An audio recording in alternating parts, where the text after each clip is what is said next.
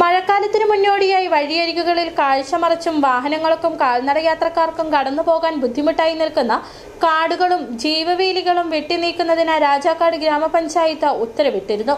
ഇത് നടപ്പിലാക്കാൻ ഓരോ സ്ഥലമുടമകൾക്കും ഒരാഴ്ച സമയമാണ് അനുവദിച്ചിരിക്കുന്നത്.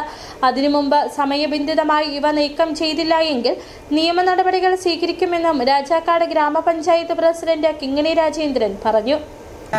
കഴിഞ്ഞ ഒരു 2 ആഴ്ച മുമ്പ് നമ്മുടെ പഞ്ചായത്തിൽ നിന്ന് ഒരു നോട്ടീസ് വിട്ടിരുന്നു. കാരണം സ്കൂൾ തുറക്കാൻ പോകുന്നു, വഴിയിലേക്ക് കയറി നിൽക്കുന്ന പള്ളകൾ വെട്ടുന്നതിന് ശിഖരങ്ങൾ ഇറക്കുന്നതിനെല്ലാം സെക്രട്ടറി ഒരു കത്ത് വിട്ടിരുന്നു. അത് ഇതുവരെയായിട്ടും ചെയ്യാൻ മടി കാണിക്കുന്ന ആളുകൾ ഒന്നുകൂടി ഓർമ്മിപ്പിക്കുകയാണ്.